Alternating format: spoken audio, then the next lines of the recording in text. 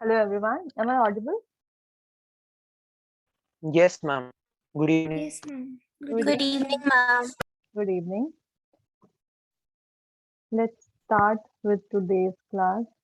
Okay. Give me a minute, I'm admitting others as well.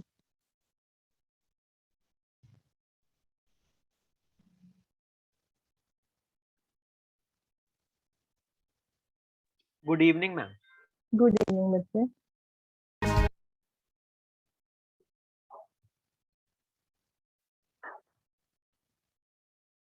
Last class में I guess we had covered this part. This part is also done now. Yes, ma'am.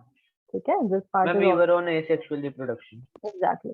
Asexual maybe we had covered fission as far as I remember and Fission and fragmentation. exactly. Now we are about to cover regeneration and then fragmentation. ठीक है? Regeneration and yes ma'am last अपने आप हमने एक hydra की video पे देखी थी. exactly. I'll be playing that once again. मैं थोड़ा सा और देखती हूँ if other participants are also joining in तो फिर मैं start करूँ. चलो. In the meanwhile, इसको छोड़ते हैं and I'll show you the video once again. It's a 3 to 4 minutes video. मुझे time नहीं याद है exactly. उसको देखते हैं then we'll see what is to be done. ठीक है? 1 मिनट रुकते हैं.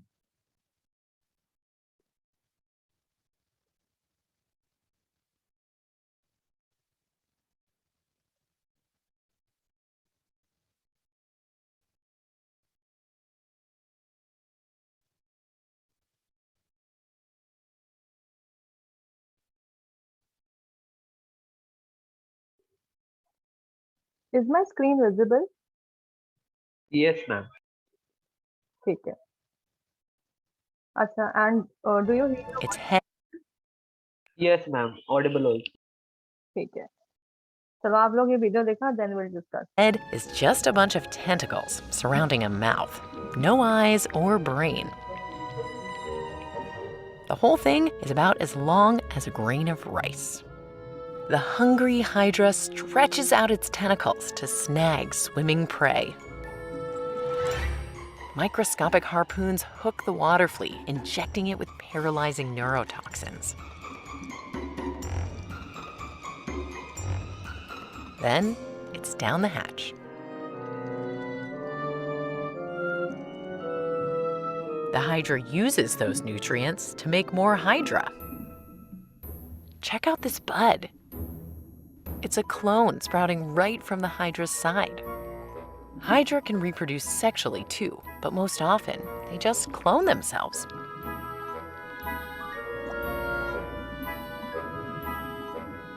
Chip off the old block. Hydra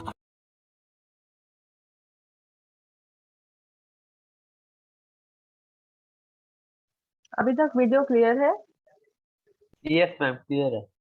अच्छा ठीक है. If there's any doubt, do let me know. ठीक है?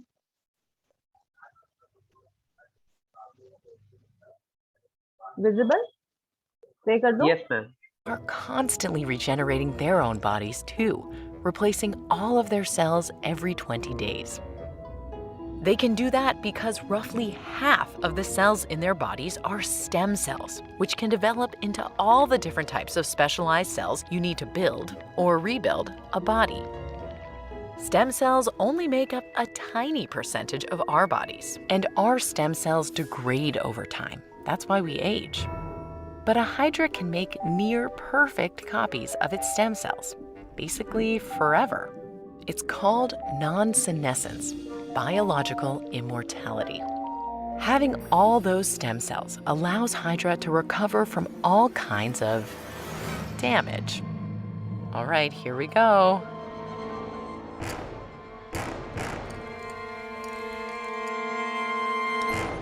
No body? Not to worry. No head? No problem. As long as the chopped off chunk has some stem cells, it's ready to regrow. In a couple days, the severed head has a new body. And the foot, it's got a brand new head. Soon, they'll both be as good as new, except for maybe some lingering trust issues.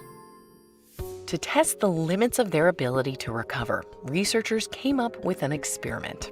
This hydra is genetically engineered so that under ultraviolet light, its exterior cells glow purple and interior ones glow green.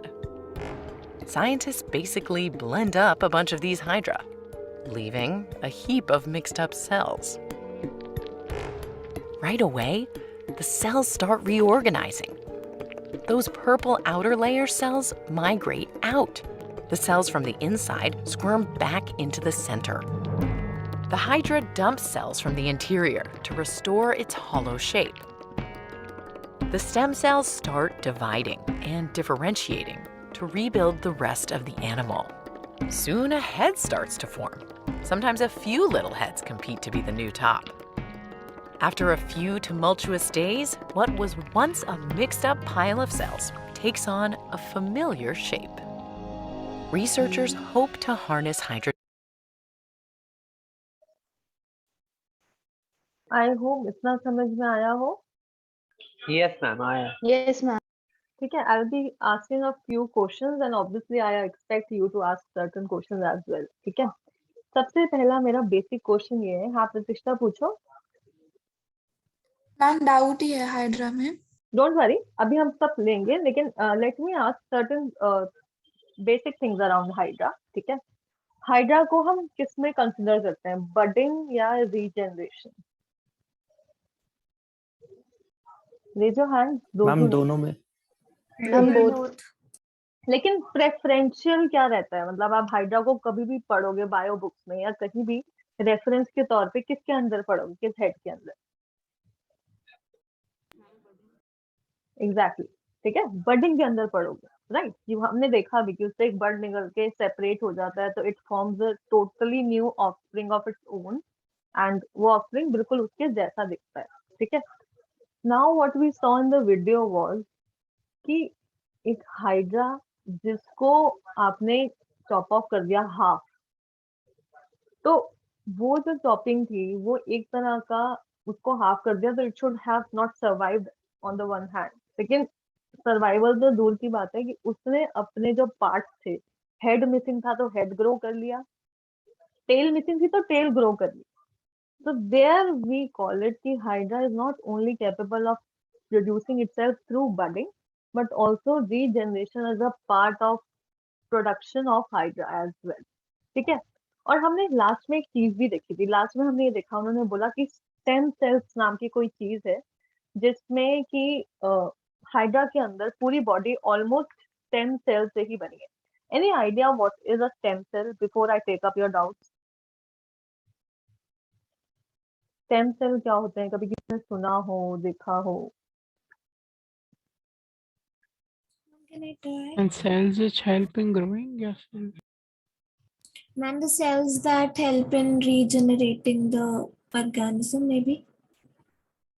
Mm-hmm. Okay, and what is the specialization of a stem cell? मतलब क्या special है उनमें? Regeneration में कैसे help करते हैं या क्या होता है, या ह्यूमन बीइंग्स में भी होते हैं या सिर्फ एनिमल्स में होते हैं या हाइड्रा जैसे ऑर्गेनिज्म में पाए जाते हैं stem cell? Any idea? Ma'am होते ह्यूमंस में भी हैं पर बड़ी कम क्वांटिटी में होते हैं कि जिसकी वजह से वो रिड्यूस भी होते रहते हैं बाय तो वीडियो में देखा था. एग्जैक्टली. क्या होता है, स्टेम सेल मान लो एक ऐसी चीज है, मान लो एक इसको आप इस तरह से बोल सकते हो, एक एटम है. ठीक है, वो एटम किसी और एटम में डिवाइड हो गया, मतलब उसके साथ कंबाइन होके एक नया मॉलिक्यूल बन गया, या वो एटम डीके कर गया. डीके मींस नथिंग बट उसके अंदर रेडियो एक्टिविटी आ गई तो वो एक दूसरे तरह का एटम बन गया. जैसे यूरेनियम अल्टीमेटली रेडियम बन जाता है और फर्दर डिके होता रहता है उसमें. ठीक है, तो मतलब मानो स्टेम सेल एक ऐसा सेल है जो किसी भी तरीके से अपने आप को बदल सकता है. मतलब हम ह्यूमंस कैसे शुरू हुए, हम एक ओवम थे पहले, सबसे पहले. ठीक है, व्हेन फर्टिलाइजेशन टुक प्लेस, जैसे ही फर्टिलाइजेशन प्रोसेस हुआ स्पर्म के थ्रू, वी बिकेम अ ब्लास्टोसाइट, या आप कह सकते हो जाइगोट बन गया. ठीक है, वो स्टेम सेल से बना है. अल्टीमेटली वो एक सेल है. अब वो फर्दर जाके डिवीजन करेगा माइटोसिस के थ्रू, राइट, वो अपने अपने क्लोन बनाता रहेगा। मतलब मानो एक सेल ने 4 सेल बना लिए, अब इसने अपने 2 बनाए, फर्दर 2 बनाए, इसने भी 2 बनाए फर्दर, इस तरह की चेन रिएक्शन शुरू हो गई। ठीक है, अभी तक तो ये सारे स्टेम सेल है। तो इस तरह डिवीजन होता रहेगा, ऐसे 400-500 सेल बन जाएंगे कभी ना कभी। 1-2 हफ्ते के अंदर वो एक सिंगल सेल 400-500 सेल बना लेता मानो। तो अब ये 400 सेल क्या करेंगे, जब वो 400 में से एक सेल उठा लो कोई भी, अब वो क्या करेगा, वो एक जगह अपने आप को जब डिवीजन करने लगेगा ना, तो वो हार्ट की शेप लेना शुरू कर देगा, हार्ट टिश्यू की शेप। 400 में से कोई दूसरा उठाओ, वो जब अपना फर्दर डिवीजन करेगा, अब वो हो सकता है कि मेरा लिवर सेल्स फॉर्म होने शुरू हो जाए। तो this is nothing but stem cells are dividing themselves, differentiating as well as, एक तो वो डिफरेंशिएट कर लेते हैं अपने आप को, plus they are specialising now. एक तो उन्होंने अपने आप को डिफरेंशिएट कर लिया, प्लस स्पेशलाइज कर लिया अलग अलग फंक्शंस में। पहले वो सब स्टेम सेल थे, लेकिन अब वो अलग अलग फंक्शन में हो गए। तो मेरे किडनी सेल्स अब किडनी सेल्स ही हैं, मेरे न्यूरॉन अब न्यूरॉन जैसे ही दिखते हैं, वो कोई किडनी जैसे शेप नहीं ले सकते। लेकिन अल्टीमेटली मेरी किडनी के सेल, मेरे लिवर के सेल, मेरी जीभ के सेल, आईज के सेल, अल्टीमेटली क्या थे, एक स्टेम सेल था जो डिफरेंट डिफरेंट काइंड में बदल गया, जिसकी वजह से रीजनरेशन हुई और हम लोग के डिफरेंट डिफरेंट बॉडी पार्ट्स बने। ठीक है, आप देन मैम पूछो माइटोसिस तो हुआ ही नहीं। क्या? मैम देन माइटोसिस तो हुआ ही नहीं। ये माइटोसिस ही तो है जो मैम बट जब वो 400 में से कोई भी 2 या 3 सेल्स अपनी प्रॉपर्टी चेंज कर लेते हैं तो फिर वो माइटोसिस से हट गया, क्योंकि क्लोन नहीं बने ना, नहीं क्लोन की जगह दूसरे सेल्स बन गए। सुनो, देखो ये बहुत बेसिक डिफरेंस आ जाता है इसमें। जैसे मान लो एक स्टेम सेल था, ये 400वां स्टेम सेल था, अब जैसे इस सेल को पता चला अब इससे ज्यादा नहीं बनने, अब ये स्पेशलाइज करने शुरू होंगे। अब जब इसने अपनी कॉपीज बनाई ना, ऐसा नहीं है कि बाकी जो अपनी कॉपीज बना रहे हैं वो इनसे डिफरेंट होगी, नहीं। इसके अंदर बैठा है डीएनए, राइट, इसके अंदर भी डीएनए बैठा है, अभी तक मानो ये सेम है। अब डीएनए का, अब जैसे जैसे डिवाइड करता चला जाएगा ना, डीएनए का वो वाला पार्ट एक्टिवेट होता चला जाएगा। अगर वो किडनी का है तो अब इनके अंदर जो किडनी के क्रोमोसोम होंगे वो एक्टिवेट होने शुरू हो जाएंगे, जिसकी वजह से जब वो मल्टीप्लाई हुए, तो मल्टीप्लाई होने के बाद उनमें चेंजेस आने शुरू हो गए। उनका एंडोप्लाज्मिक रेटिकुलम अलग फंक्शन के लिए बन गया, उनमें किसी में माइटोकॉन्ड्रिया बहुत सारे हो गए, मसल सेल्स में बहुत सारे माइटोकॉन्ड्रिया हो गए। तो वो डीएनए अब एक्टिवेट होता जा रहा है फर्दर डिविजन के साथ, लेकिन वो डिवीजन माइटोसिस ही हो रहा है। समझ में आया बेटा या कोई मैम डाउट? मतलब डीएनए अपना वर्क चेंज करे जा रहा है थोड़े टाइम बाद। डीएनए भी सेम है हर जगह, लेकिन अब डीएनए का जो पार्ट जिसके लिए स्पेशलाइजेशन के लिए बना था उस सेल के अंदर, अब वो एक्टिवेट हो रहा है। जैसे हमारी आंख के सेल के मैंने बोला था ना, बाकी सारा डीएनए ऑफ रहता है, लेकिन आंख का डीएनए वाला वो सेक्शन ऑन हो जाता है। तो फर्दर डिफरेंशिएशन के साथ स्टेम सेल्स क्या करते हैं, वो डीएनए ऑन होता जाता है अब सीक्वेंस में। तो अब जैसे ही ऑन हुआ तो उस सेल ने अपना शेप, वो शुरू में वैसा ही बना बिल्कुल अपनी मदर सेल जैसा, लेकिन अब जैसे ही उसका डीएनए ऑन हो गया वो आंख वाला, तो वो आई सेल की फॉर्म लेना शुरू हो गया। समझे? यस मैम आ गया, यस यस मैम। ठीक है, समझ में आया सबको या किसी को सेम डाउट है? प्रतिष्ठा तुम्हें कोई डाउट था बच्चे? You can ask me now.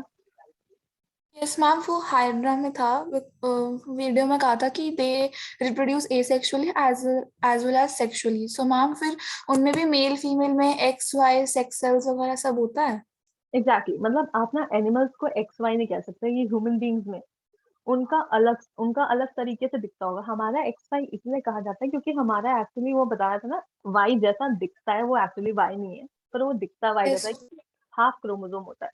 तो किसी और ऑर्गेनिज्म को लोगे तो किसी और शेप का बनेगा, किसी और ऑर्गेनिज्म को लोगे तो किसी और शेप का बनेगा। तो इट डिपेंड्स। हाइड्रा सेक्सुअली बहुत कम रिप्रोड्यूस करता है, वो मोस्टली एसेक्सुअल के अंदर आता है। कभी क्वेश्चन भी आ गया तो you will always mark asexual for hydra. And more over, अगर एक और क्वेश्चन आता है कि बडिंग या रीजनरेशन, तो obviously budding, because it is the preferred mode of asexual reproduction. But हाँ, अगर हाइड्रा फॉर एग्जाम्पल जैसे लैब में काटा गया, ठीक है, तो देखा कि वो रीग्रो हो गया because of the stem cells. अब इसकी इंपॉर्टेंस समझो, क्योंकि हाइड्राज body was mostly made up of stem sales, तो अगर हाइड्रा की बॉडी को काट भी दिया आधा, तो यहाँ पे भी इतने स्टेम सेल्स हैं और ऊपर भी इतने स्टेम सेल्स हैं कि इसने अपना हेड ग्रो कर लिया और हेड ने अपनी टेल ग्रो कर ली, क्योंकि वो स्टेम सेल्स फर्दर डिवाइड हुए और अल्टीमेटली क्या बन गया, एक पूरा ऑर्गेनिज्म बन गया, इसलिए it comes under regeneration as well. समझ में आया? इज इट क्लियर या कोई डाउट है? बोलो, अगर डाउट है तो पूछो। Either say a yes or no that Excuse me, ma'am, I was disconnected for the past 5 minutes. Ma'am, can you explain briefly आपने क्या करा है? कोई नहीं, मैं बता देती हूँ, but I wanted to ask कि कोई डाउट है इसमें जो अभी हमने किया? Let's have a recap. Anyways, stem cells होते हैं, ये ह्यूमंस के अंदर बहुत ज्यादा होते हैं, ठीक है। ह्यूमन के अंदर स्टेम सेल्स अलग अलग तरह की शेप, मतलब बनते तो वो स्टेम सेल्स ही हैं और बनते चले जाएंगे। अल्टीमेटली क्या होगा, हर एक का डीएनए जिस काम के लिए वो बना है वो एक्टिवेट होना शुरू हो जाएगा। मतलब बना तो ए से ए ही, लेकिन अब जो ए है उसका सिर्फ डीएनए एक्टिवेट हो गया, तो उसके अंदर जो ऑर्गेनल्स हैं वो डिफरेंट हो गए। फिर फर्दर आगे जाके डिवाइड हुआ, तो फर्दर डिवीजन हुआ। माइटोसिस का मतलब ही ये होता है कि आपने बिल्कुल अपना क्लोन बना लिया, ठीक है। जो पहला सेल रहा होगा जिसने अपना किडनी सेल को जन्म दिया होगा, ये मान के चलो, जैसे एक स्टेम सेल था, 400 में से एक स्टेम सेल था जिसने किडनी सेल को वो दिया, ये रहे स्टेम सेल होंगे, लेकिन अब इन्होंने अपना डीएनए एक्टिवेट करके, मान लो किडनी के स्टेम सेल इस तरह दिखते हैं, अब जब ये अपना क्लोन बनाएंगे तो अल्टीमेटली ऐसा ही बनाएंगे, ठीक है। माइटोसिस सेम रहा प्रोसेस, बस उन्होंने माइटोसिस के बाद अपने आप को चेंज कर लिया, ठीक है। This is the only difference. और हम जब हाइड्रा की बात करते हैं तो hydra is nothing but a combination of so many stem cells कि वो अपने आप को बार बार रीग्रो कर सकता है और regenerate, to be very specific. अब समझ में आया है? अभी भी कोई डाउट है? Am I audible? Yes, ma'am. You Yes, are ma'am. audible. समझ में आया? Yes, Yes, ma'am. आया है। Yes, ma'am. ठीक है, I hope this part is clear, ठीक है। अब चलते हैं पीपीटी में आगे, ठीक है। समझ में आया हृदय? इतना ही हुआ था अभी तक। okay, ma'am. Thank you. चलो आगे चलते हैं। Now we know that this is part where we have covered the hydra, ठीक है। अब प्लेनेरिया में क्या होता है, प्लेनेरिया में भी सिमिलर चीज होती है, ठीक है। If you want to look at it, इसकी भी एक वीडियो है मेरे पास, if you want to know, छोटी सी वीडियो है, देख लो, हो सकता है there something new which comes up, ठीक है। Is it visible? दिख रही है सबको? Yes, Yes, ma'am. ma'am. Visible. Ma'am. ठीक है, इसको देखो and then will discuss it further, ठीक है। Give me a minute.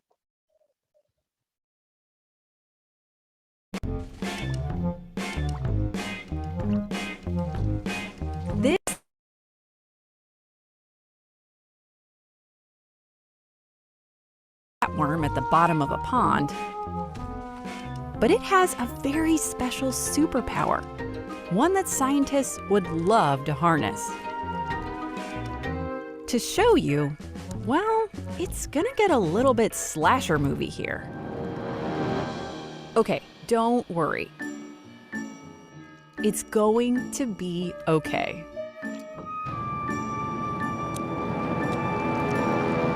Seriously. I promise. It doesn't even hurt. That would be curtains for most organisms. I mean, this piece here is just a chunk with no head and no tail. But watch. You can see under a microscope that overnight its wound heals closed. Okay, maybe we could do that. More slowly, of course. But then it starts to regenerate, growing new tissue. It's that white part, called the blastema. In a week, see those tiny little spots? They're new eyes grown from scratch.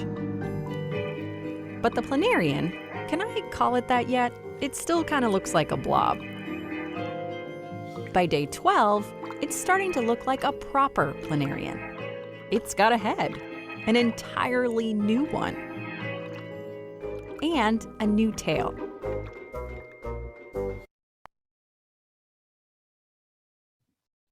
समझ में आया कुछ planaria का देख के? Yes ma'am आया ma'am, Yes, इसमें भी ma'am. स्टेम सेल्स होते हैं। एग्जैक्टली ठीक है, अब तुम्हें समझ में आ रहा है ये चीज कि पूरी दुनिया एक्चुअली कैसे चलती है, जितने भी ऑर्गेनिजम्स हैं दे रिप्रोड्यूस, रीजनरेट मान लो, या हील अपने आप को कैसे करते हैं। ऐसा नहीं होता कि हमारे जो उंगली का अगर कट लग गया तो वो स्टेम सेल से होगा, नहीं। It is only the organisms which are able to regenerate their body part are capable of doing it with the help of stem cells. हमारे जो अगर उंगली पे कोई कट लग जाए तो उसमें स्टेम सेल काम नहीं आता, उसमें तो जो मेरे स्किन के आसपास के सेल्स हैं उसमें छोटे छोटे माइटोसिस हो जाएगा, ठीक है, और वो सेल हील हो जाएगा। लेकिन हाँ, अगर किसी की फिंगर ही कट हो जाए तो उस चीज को दोबारा रीग्रो नहीं किया जा सकता, क्योंकि मतलब आप किसी की उंगली कट जाए मतलब वो पूरा का पूरा टिश्यू कट गया, ठीक है। अब वो टिश्यू बनाने के लिए माइटोसिस हेल्प नहीं करेगा, हड्डी के सेल्स अपने आप को रीग्रो नहीं करेंगे, समझे? तो वो स्टेम सेल का ही काम होता है, स्पेशलाइज सेल का। हाँ अथर पूछो। तो मैम जैसे जब हमें कुछ कट्स लगते हैं तो हमें स्टिचेस भी लगाने पड़ते हैं, तो मैम उसमें हमारे सेल्स हील नहीं कर सकते? उसमें हमारे सेल्स नहीं, देखो उसमें क्या होता है, स्टिचेस में क्या होता है, जल्दी हील करने के लिए कि आपको बैक्टीरियल इन्फेक्शन ना हो जाए, ठीक है, और मोस्टली कि बाहर का माइक्रोबियल वर्ल्ड बाहर ही रहे, स्टिचेस लग जाए और स्किन जल्दी हील कर जाए, उस प्रोसेस के लिए आपको स्टिचेस आते हैं, ठीक है। हाँ अर्चित पूछो। Okay ma'am. मैम अगर जैसे हमारी फिंगर ही कट हो जाए तो फिर उसके बाद हमारे स्टेम सेल्स ही होते हैं जो करते हैं, तो मतलब मैम अगर हमारी फिंगर कट हो जाए तो वो खुद ब खुद ही नेचुरली हील हो सकती है? नहीं हो सकती। मीन्स की बोन सेल्स स्टेम एक्चुअली हमारे बॉडी में कहते हैं ना विद एज स्टेम सेल कम होते जाते हैं, हमारी ह्यूमन बॉडी में यही ड्रॉबैक है कि हमारे स्टेम सेल्स इतने कम है कि उसको बहुत ही मेजर प्रोसेसेस के लिए यूज किया जाता है। फॉर एग्जाम्पल जैसे आप मानो स्टेम सेल बहुत जगह यूज नहीं भी होते, इसका एग्जांपल देती हूँ जिसको समझ में आएगा। जैसे हार्ट सेल्स है, ठीक है, एक लौते हार्ट सेल ऐसे होते हैं आपकी बॉडी में जो कि दोबारा रीजनरेट नहीं हो सकते, या कोई स्टेम सेल उनको दोबारा बना नहीं सकता। हार्ट सेल एक बार बन गया तो बन गया, हार्ट सेल का कोई इलाज नहीं है। इफ कहते हैं ना हार्ट अटैक से बंदा क्यों जल्दी मर जाता है, देखो हमें कट्स लगते हैं जल्दी हील हो जाता है, कोई इंटरनल किसी को सर्जरी हुई है वो भी जल्दी हील हो जाती है, सब कुछ हो जाता है, लेकिन अल्टीमेटली हार्ट का पेशेंट जो होता है अगर उसको हार्ट अटैक आ गया तो he will not survive for long. ऐसा क्यों? कि उसको ऑक्सीजन पे भी लगा दिया तभी कहते हैं कि उसके हार्ट को इफेक्ट हो चुका है। क्यों? क्योंकि हार्ट एक ऐसा ऑर्गन है जिसका सेल एक बार ही ऑक्सीजन डिप्राइव्ड हो जाए, जब उस हार्ट अटैक में क्या होगा, your lungs will stop working, heart मतलब इतना फेलियर हो गया हार्ट का कि ब्लड सर्कुलेशन रुक गई है, लंग्स काम करने बंद हो रहे हैं, तभी लोग हाँफते हैं हार्ट अटैक में। तो उस टाइम पे बॉडी में ऑक्सीजन की कमी होने लगती है। The moment body is deprived of oxygen, heart cells सबसे ज्यादा इफेक्ट होते हैं, क्योंकि heart cells start to die, एक के एक बाद चेन रिएक्शन शुरू हो जाती है, क्योंकि हार्ट के सेल्स मरने लग जाते हैं, और अगर वो मरने लग जाए तो वो हिस्सा कभी भी दोबारा उग नहीं सकता। If a heart cell is dead it is dead forever. इसलिए हार्ट का कहते मैम हैं बट जो हार्ट के जो साथ के सेल्स हैं हार्ट वाले, उनका डीएनए वापस वही सेल बना देगा सेल डिवीजन से माइटो। सिर्फ हार्ट ऐसा है जो एक बार मेच्योर हो जाए तो उसमें सेल डिवीजन नहीं होता, वो हार्ट सेल्स वही रहते हैं हमेशा। माइटोसिस अच्छा मैम वो मैम हमारी पूरी लाइफ तक एक ही हार्ट सेल चलता है? एग्जैक्टली जैसे आपके ब्रेन में होता है ना, ब्रेन में ऐसा नहीं है कि नए न्यूरॉन्स नहीं बनते ब्रेन में, लेकिन बहुत कम होता है। न्यूरॉन्स जरूर फॉर्म होते हैं ब्रेन के अंदर, लेकिन उनका प्रोसेस बहुत स्लो होता है। ऐसा नहीं है कि ब्रेन में भी, लेकिन ब्रेन का भी एक बार ही न्यूरॉन डेड हो गया ना तो इतनी इजीली रिकवरेबल नहीं होता। जैसे आपने कोई डिसीज सुना हो, एल्जाइमर्स, किसी को डिसीज हो गया, या किसी को ऐसा डिसीज हो गया जो ब्रेन का डिप्रेशन हो गया, या ब्रेन रिलेटेड कोई भी डिसीज हो गया किसी को, लेप्रोसी वगैरह, तो उसमें क्या होता है ब्रेन के न्यूरॉन्स डेड हो जाते हैं, और उन डेड न्यूरॉन्स को रिवाइव करना इज नेक्स्ट टू इम्पॉसिबल। आप जितनी भी दवाइयां दे दो, once they are dead they are dead. और उम्र के साथ साथ तो स्पेशली न्यूरॉन्स नए बनने ही बंद हो जाते हैं। इसीलिए इट इज सेड कि ब्रेन और हार्ट का सबसे ज्यादा ध्यान देना चाहिए। लिवर, आपका स्टमक, आपका इंटेस्टाइन फिर रीग्रो कर जाएंगे कहीं ना कहीं, लेकिन बाकी जो वाइटल ऑर्गन्स हैं उनमें बहुत कम होती है ये ग्रोथ, ठीक है। समझ में ओके आया? Ma'am, thank you. इसमें स्टेम सेल्स का इम्पोर्टेंस बहुत ज्यादा होता है। ह्यूमन कहते हैं ना कि स्टेम सेल्स प्रिजर्व भी करते हैं, इसके स्टेम सेल बैंक भी बने हुए हैं, इसलिए बने हुए हैं। ऐसा नहीं है कि किसी, देखो अगर किसी के पास पैसा है तो वो पैसे से कुछ भी कर सकता है। For example if a person is very rich, तो एक्चुअली आजकल की टेक्नोलॉजी ऐसी है, if someone loses a finger या उसका कोई चीज पार्ट लूज हो जाता है, उसकी बॉडी से कट हो जाता है, तो वो आर्टिफिशियली लैब में ग्रो किया जा सकता है। उसके बोन मैरो से स्टेम सेल्स निकाले जाएंगे, उसका टिश्यू कल्चर किया जाएगा, बहुत सारा प्रोसेस होता है। वो organ Ma'am, heart transplant is also there. Heart, sorry, Ma'am, heart transplant. हाँ हार्ट ट्रांसप्लांट तो होता है ऑब्वियसली, एक जगह से दूसरी जगह हार्ट, लेकिन हार्ट अभी तक ग्रो नहीं किया गया है क्योंकि उसकी ग्रोथ बहुत मुश्किल होती है। लेकिन हाँ ट्रांसप्लांट हो सकता है, एक बंदे से दूसरे बंदे में लग सकता है। तो मैं ये कह रही थी कि अगर किसी का कोई फिंगर कट जाए या कुछ and the person is wealthy enough to afford that treatment, तो वो अपनी उंगली उगवा भी सकता है लैब में, उस स्टेम सेल्स को लेके उन टिश्यूज में कन्वर्ट करवा के उस उंगली को फिक्स किया जाता है, उसको पट्टी की जाती है काफी महीनों तक, and then the finger grows in the normal position. It is only depending on the wealth condition of a person कि वो कितना वेल्दी है, वो अफोर्ड कर सकता है ये ट्रीटमेंट की नहीं। ठीक है, अलग अलग बातें हैं बहुत सारी। बच्चे हैव रेज्ड हैंड। हाँ बच्चे बोलो अर्चित। सॉरी मैम, पहले अच्छा हृदय, कोई डाउट है? मैम मुझे यही चीज कंफर्म करनी थी, लाइक जो ह्यूमन बॉडी में स्टेम सेल्स होते हैं मैम, हम उनको प्लांट्स के मेरिस्टेमेटिक टिश्यूज की तरह बोल सकते हैं, क्योंकि वो भी पहले ग्रो करने में हेल्प करते हैं, फिर उसके बाद वो पैरेंटाइम और देखो बाकी सब टिश्यूज में हाँ डिवाइड हो जाते कायदे से कह सकते हो कि मेरिस्टेमेटिक टिश्यूज और ह्यूमन के stem cells are one the same thing, but there is a very major difference क्योंकि प्लांट का meristematic tissue is ever growing. ठीक है, प्लांट के अंदर मेरिस्टेमेटिक टिश्यू की कभी कमी नहीं आती, कोई पत्ती तोड़ दो तो वहां पे नई पत्ती निकल आएगी, कुछ भी करो तो meristematic tissues are always perennial, वो प्रेजेंट होते हैं। लेकिन ह्यूमंस के साथ विद एज वो चीज कम होती चली जाती है।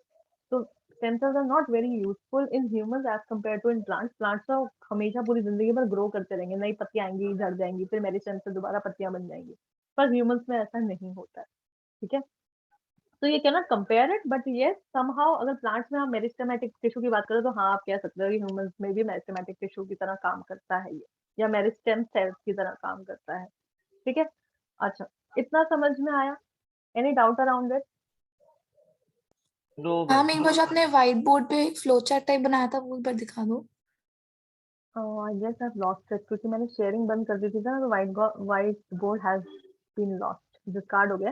But anyways you can look at the video मैं शेयर कर दूंगी अगर मैंने कोई फ्लो चार्ट बनाया हुआ तो। ठीक है, एनीवेज मूविंग फर्दर, जल्दी चलते हैं आगे। ठीक है, now comes the fragmentation part. Any idea looking at the picture tells you something कि ये क्या है? ग्रीन ग्रीन सा पानी के ऊपर तैर रहा है। Ma'am, algae. हैं। रोगा है। एग्जैक्टली, स्पाइरोगेरा मैंने सुना भी किसी से।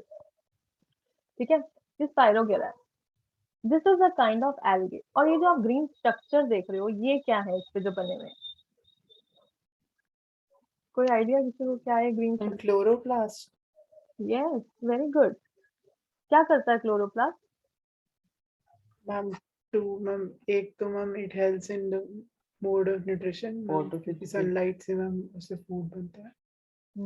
Very good. ठीक है, तो अच्छा अगर ये क्लोरोप्लास्ट की हम बात कर भी रहे हैं तो मुझे इतना बताओ कि अर्थ पे अगर कहा जाए कि 27 या 28% ऑक्सीजन है, तो मोस्टली ऑक्सीजन किस वजह से है? मतलब who is responsible for most of the oxygen on earth? Tree. बोलो बोलो। Tree. Trees, photosynthesis. Can you repeat the question? ठीक है, द क्वेश्चन इज ऐसे हमारे एटमॉस्फेयर पे नाइट्रोजन गैस है, certain other gases are also present and oxygen is also present around 27 to 28%। ठीक है, अब मुझे बताओ ऑक्सीजन का 99% या 98% ऑक्सीजन आता कहाँ से है? अर्थ के एटमॉस्फेयर में कौन प्रोड्यूस कर रहा है oxygen? That is my question. Ma'am plants. Plants. Okay, anyone else? मतलब सबका यही मतलब यूनानिमस का आंसर है कि plant is the only answer, या only plants and some bacteria, plant. जैसे साइड मतलब ठीक है, साइनोबैक्टीरियम या that is responsible for certain amount of oxygen, but majority कौन करता है? प्लांट। सब एग्री करते हैं इससे? Yes ma'am. ठीक है, अच्छा, लेट मी मतलब इसको मेरे को अच्छा नहीं लग रहा मिथ को तोड़ते हुए, but it's a myth buster कि प्लांट्स आपका बहुत ज़्यादा ऑक्सीजन ग्रो नहीं करते हैं, मतलब ऑक्सीजन सॉरी प्रोड्यूस नहीं करते हैं। It is algae present on earth which is responsible for most of oxygen. Algae सबसे ज़्यादा ऑक्सीजन प्रोड्यूसिंग ऑर्गेनिज्म है अर्थ के ऊपर। It's a fact, you can search on it on Google, कहीं भी सर्च कर लो, ठीक है। तो हम लोग बचपन से ही सिखाया जाता है प्लांट्स उगाओ ऑक्सीजन होगा, मतलब ऐसा नहीं है कि प्लांट दो plants are responsible for oxygen, but most of the oxygen on earth is because of the algae and especially the chloroplast present on the algae। algae हरे रंग का होता है ना, तो दुनिया में जितनी भी चीजें हरे रंग की है ना, जो लिविंग है, नॉन लिविंग की बात नहीं करती, लिविंग हरे रंग की चीजें क्लोरोप्लास्ट से यूजली भरी हुई होती हैं, और जो भरी हुई होती हैं वो ऑक्सीजन प्रोड्यूस करती हैं, ठीक है, और CO2 इनटेक करती है। समझ में आया? तो मतलब एल्गे थोड़ा रिस्पेक्ट चाहता है। अच्छा, now coming on to asexual reproduction की फ्रैगमेंटेशन कैसे होती है। फॉर एग्जांपल, जैसे मान लो कोई पीछे से वाटर करंट आया या कोई वेव बहुत बड़ी सी आई, और बेचारा एल्गे को क्या हुआ, सॉरी, एल्गे बीच यहाँ से टूट गया साइड वगैरह, ठीक है, और यहाँ से भी टूट गया, इसका फ्रैगमेंट बन गया, एक छोटा सा फ्रैगमेंट बन गया ना ये वाला। यस मैम, वो भी ग्रो कर जाएगा। एग्जैक्टली, वो फ्रैगमेंट इज ऑल्सो ग्रो, ना भी करे, मैं कह रही हूँ growth is another thing, but वो फ्रैगमेंट इज मतलब इट इज सेल्फ सफिशिएंट कि वो फ्रैगमेंट अपने आप को जिंदा रख लेगा, ठीक है, because it doesn't have any organelles, इसके ऑर्गन्स नहीं होते, एक सिंपल सा स्ट्रक्चर होता है, इसलिए आप इसको रीजनरेशन में नहीं रख सकते हो। ये सिंपल अपने आप को प्रोड्यूस कर लेता है या फ्रैगमेंटेड फॉर्म में भी जिंदा रहता है। अंडरस्टूड? तो एक तरह से मतलब एक लंबी सी डंडी थी स्पाइरोगेरा की, जो 4 हिस्सों में टूट गई, तो वो अब 4 हिस्से स्पाइरोगेरा के नए बच्चे हो गए, ये मान के चलो। एक लंबी सी चेन थी, वो टूट गई, तो अब जो 4 फ्रेगमेंट्स उससे बने, that is a kind of asexual reproduction of spirogyra. समझे? Yes, yes ma'am. Ma'am. Okay, moving on to the spore formation. It is also a kind of asexual reproduction. Spore formation is very easy, as you can see in the mushroom itself. मतलब क्या होता है, fungus क्या करता है, fungus अपने आप को स्पोर्स से फैलाता है। जैसे हमने पहली स्लाइड में भी किया था कि अगर आप ब्रेड को मॉइस्ट करके एक ठंडी जगह पे और डार्क जगह पे रख दो, तो fungus will grow on it most probably, क्योंकि फंगस हवा में ही होता है, और फंगस भी हवा में नहीं होता, फंगस के स्पोर्स हवा में होते हैं, ठीक है, which we can not see with naked eye. तो इस तरह के स्पोर्स हवा में घूम रहे होते हैं, when they find suitable conditions for actually reproducing themselves, they spawn on it. तो क्या होता है, ये मान के चलो, ये स्ट्रक्चर होता है जो आप राइट साइड वाली इमेज देख रहे हो, इसमें आप ये देख रहे हो कि ऐसे ऐसे स्ट्रक्चर बन रखे हैं, ये उनकी टेल्स है एक तरह की, और ये उनका हेड है। इस हेड के अंदर बहुत सारे स्पोर्स है। अल्टीमेटली क्या करता है, जब ये हेड बर्स्ट हो जाता है या फट जाता है, तो बहुत सारे स्पोर्स हवा में फैल जाते हैं। This is what the head is doing. यहाँ आप देख भी रहे होगे कि ये कुछ स्पोरेंजियम कह देते हैं, इसके अंदर बहुत सारे स्पोर्स होते हैं, एंड वंस दिस बर्स्ट, तो ये इस तरह जैसे बाहर निकल रहे हैं मशरूम से, ये इसी तरह बाहर निकल जाते हैं, ठीक है। और ये जो आप हाइट पे देख रहे हो, this is nothing but the white portion you see, these are the legs. ये क्या करते हैं, ये सिर्फ ब्रेड के ऊपर नहीं होते। मान लो यहाँ पे ब्रेड है, तो व्हाइट पोर्शन सिर्फ ऊपर नहीं है, व्हाइट पोर्शन की जड़ें नीचे हैं, जो अपने आप को आगे फैलाती जा रही है, ठीक है। This is how spore formation is done by fungus. This is a kind of asexual reproduction. It doesn't require any opposite sex partner, ठीक है, वो सिंगल पेरेंट ही काफी है अपने आप को रिप्रोड्यूस करने के लिए। अंडरस्टूड? Yes ma'am. चलो आगे चले। Now comes very important part which is vegetative propagation. अब वेजिटेटिव प्रोपगेशन क्या होता है, एग्जाम्पल देखो, you come as runners. Strawberry को दूसरा नाम रनर्स के नाम से दिया जाता है, क्यों? देखो प्लांट में तुम्हें दिख रहा हो, तो यहाँ से इसकी एक स्टेम निकली, बाई चांस मान लो ये मिट्टी थी, वो मिट्टी के नीचे चली गई, इट विल रन इनसाइड या इनटू द ग्राउंड, एंड जैसे वो गई यहाँ पे रूट्स फॉर्म होगी, उसी स्टेम से रूट्स फॉर्म होगी, और एक नया स्ट्रॉबेरी प्लांट निकल के आ जाएगा जहाँ पे स्ट्रॉबेरीज लग जाएंगी finally, and the chain continues. Therefore strawberry is also known as runner. तो वेजिटेटिव प्रोपगेट मतलब वो अपने आप को प्रोपगेट कर रहे हैं, अपने आप को ही फैला रहे हैं, उसको जरूरत नहीं पड़ रही कि कोई आके मुझे मेरे सीड्स ग्रो करेगा या कुछ करेगा, वो अपने आप को ही फर्दर अपने बच्चे बनाता चला जाता है अपने स्टेम्स के थ्रू, रनर्स के थ्रू अपने बच्चे बनाता चला जाता है। Next comes bamboo. Bamboo is also known as rhizome. ठीक है, तो राइजोम क्या करते हैं, मान लो ये जो नीचे की आप एक ग्रीन कलर की स्टेम देख रहे हो, इसको राइजोम कहते हैं, मतलब अंडरग्राउंड स्टेम। तो सब मतलब मान लो पीछे एक बैम्बू रहा होगा बहुत बड़ा, जिसके अंदर से ये वाली रूट निकल रही है। ठीक है, अब ये रूट क्या करेगी, ये छोटे छोटे बैम्बू को रास्ते में उगाती चली जाएगी। ठीक है, बहुत सारे बैम्बू एक ही रूट से उगते चले जाएंगे, and this is the major source of nutrients for other. जब तक ये बड़े नहीं हो जाते बैम्बू और अपने लिए खुद का खाना प्रोड्यूस नहीं कर पाते, तब तक इस रूट से वो मेजॉरिटी ऑफ रूट से, अंडरग्राउंड रूट से अपना न्यूट्रिएंट लेते चले जाएंगे। ठीक है, this is how bamboo propagates itself. कभी बैम्बू बहुत डेंस हो जाता है, एक बार अगर गांव जंगल में लग गया तो it will propagate very very fast. ठीक है, वो बैम्बू बहुत जल्दी उगनी शुरू हो जाती है क्योंकि अंडरग्राउंड रूट की वजह से ग्रोथ हो जाती है।